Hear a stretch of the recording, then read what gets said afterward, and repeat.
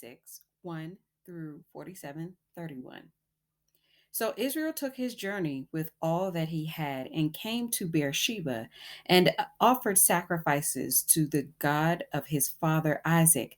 Then God spoke to Israel in the visions of the night and said, Jacob, Jacob. And he said, Here I am. So he said, I am God, the God of your father. Do not fear to go down to Egypt, for I will make of you a great nation there. I will go down with you to Egypt, and I will also surely bring you up again, and Joseph will put his hand on your eyes. Then Jacob arose from Beersheba, and the sons of Israel carried their father Jacob, their little ones, and their wives in the carts which Pharaoh had sent to carry them. So they took their livestock, their goods, which they had acquired in the land of Canaan, and went to Egypt, Jacob and all his descendants with him. His sons and his sons' sons, his daughters and his sons' daughters, and all his descendants he brought with him to Egypt. Now, these were the names of the children of Israel, Jacob and his sons, who went to Egypt. Reuben was Jacob's firstborn.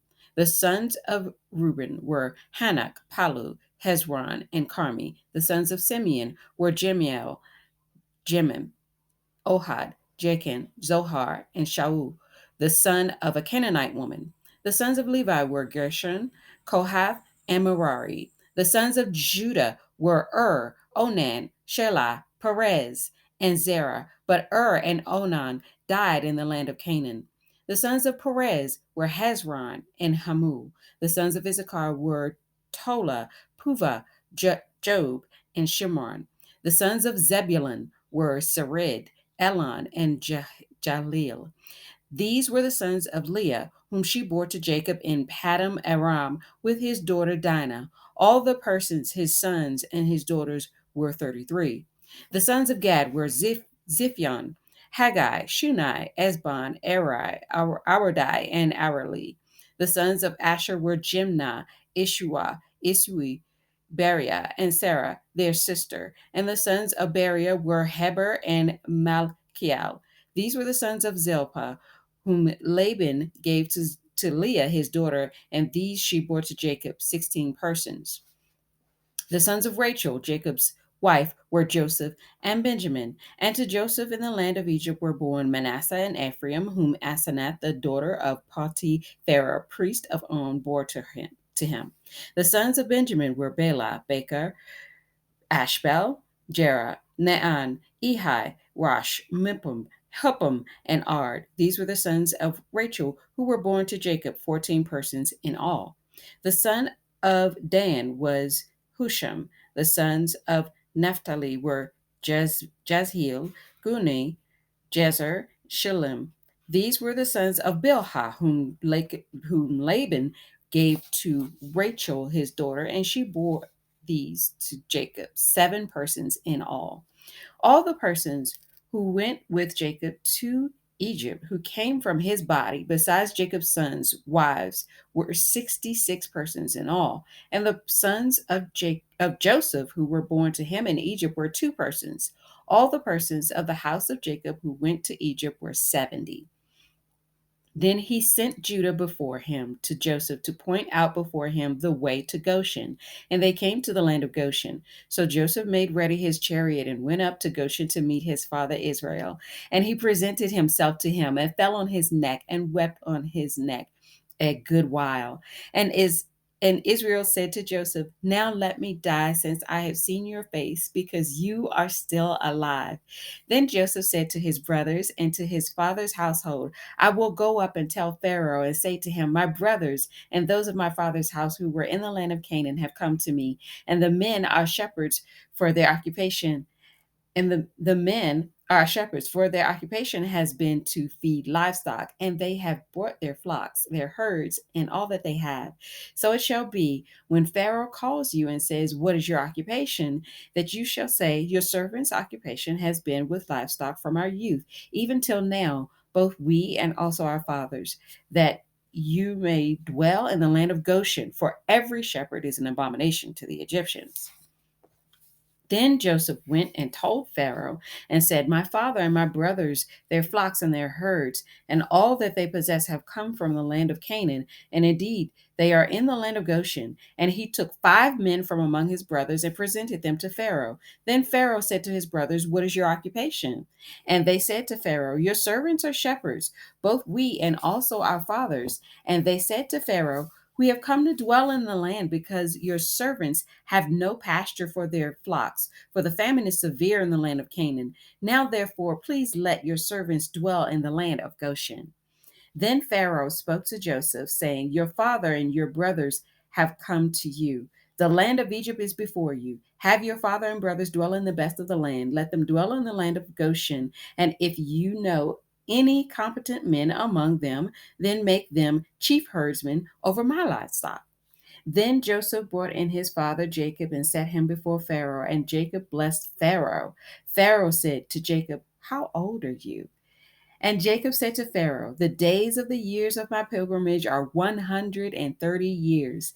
Few and evil have been the days of the years of my life, and they have not attained to the days of the years of the life of my fathers in the days of their pilgrimage."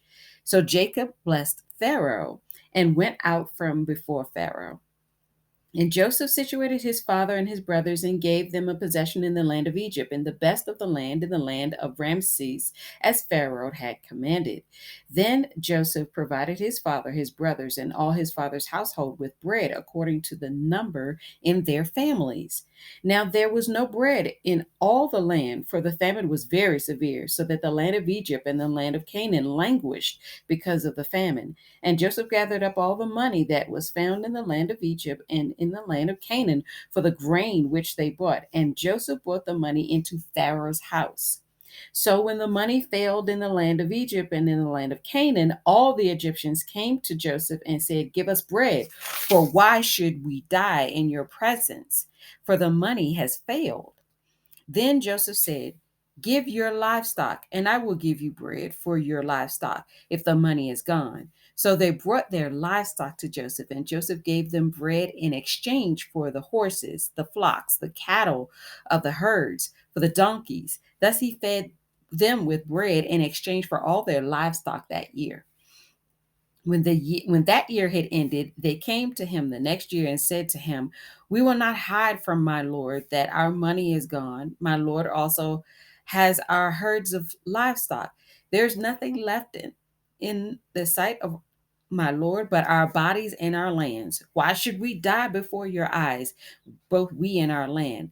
Buy us and our land for bread, and we and our land will be servants of Pharaoh. Give us seed so that we may live and not die, that the land may not be desolate." Then Joseph brought all the land of Egypt for Pharaoh, for every man of the Egyptians sold his field, because the famine was severe upon them. So the land became Pharaoh's. And as for the people, he moved them into the cities from one end of the borders of Egypt to the other end. Only the land of the priests he did not buy, for the priests had rations allotted to them by Pharaoh, and they ate their rations which Pharaoh gave them. Therefore, they did not sell their lands. Then Joseph said to the people, "Indeed, I have brought you and your land this day for Pharaoh. Look, here is seed for you, and you shall sow the land. And it shall come to pass in the harvest that you shall give 1/5 to Pharaoh. 4/5 shall be your own as seed for the field and for your food, for those of your household, and as for food for your little ones." So they said, "You have saved our lives. Let us find favor in the sight of my Lord, and we will be Pharaoh's servants." And Joseph made it a law over the land of Egypt to this day that Pharaoh should have 1/5, except for the land of the priests only, which did not become Pharaoh's. So Israel dwelt in the land of Egypt, in the country of Goshen, and they had possessions there, and grew and multiplied exceedingly. And Jacob lived in the land of Egypt 17 years. So the length of Jacob's life was 147 years. When the time drew near that Israel must die, he called his son Joseph and said to him, "Now, if I have found favor in your sight, please put your hand under my thigh and deal kindly and truly with me. Please do not bury me in Egypt, but let me lie with my fathers. You shall carry me out of Egypt, bury me in their burial place." And he said, "I will do as you have said." Then he said, "Swear to me." And he swore to him. So Israel bowed himself on the head of the bed. Matthew 15:1-28. Then the scribes and Pharisees who were from Jerusalem came to Jesus, saying, "Why do your disciples transgress the tradition of the elders? For they do not wash their hands when they eat bread." He answered and said to them, "Why do you also transgress the commandment of God because of your tradition? For God commanded, saying, 'Honor your father and your mother, and he who curses father or mother, let him be put to death.' But you say, 'Whoever says to father or mother, whatever profit you might have received from me is a gift to God, then he need not honor his father or mother. Thus you have made the commandment of God of no effect by your tradition. Hypocrites, well did Isaiah prophesy about you, saying, 'These people draw near to me with their mouth and honor me with their lips, but their heart is far from me, and in vain they worship me, teaching as doctrines the commandments of men.'" When he had called the multitude to himself, he said to them, "Hear and understand. Not what goes into the mouth defiles a man, but what comes out of the mouth, this defiles a man." Then his disciples came and said to him, "Do you know that the Pharisees were offended when they heard this saying?" But he answered and said, "Every plant which my heavenly Father has not planted will be uprooted. Let them alone. They are blind leaders of the blind. And if the blind leads the blind, both will fall into a ditch." Then Peter answered and said to him, "Explain this parable to us." So Jesus said, "Are you also still without understanding? Do you not yet understand that whatever enters the mouth goes into the stomach and is eliminated? But those things which proceed out of the mouth come from the heart, and they defile a man. For out of the heart proceed evil thoughts, murders, adulteries, fornications, thefts, false witness, blasphemies. These are the things which defile a man. But to eat with unwashed hands does not defile a man." Then Jesus went out from there and departed to the region of Tyre and Sidon. And behold, a woman of Canaan came from that region and cried out to him, saying, "Have mercy on me, O Lord, Son of David. My daughter is severely demon possessed." But he answered her not a word. And his disciples came and urged him, saying, "Send her away, for she cries out after us." But he answered and said, "I was not sent except to the lost sheep of the house of Israel." Then she came and worshipped him, saying, "Lord, help me." But he answered and said, "It is not good to take the children's bread and throw it to the little dogs." And she said, "Yes, Lord. Yet even the little dogs eat the crumbs which fall from their master's table." Then Jesus answered and said to her, "O woman, great is your faith. Let it be done to you as you desire." And her daughter was healed from that very hour. Psalm 19, 1-14.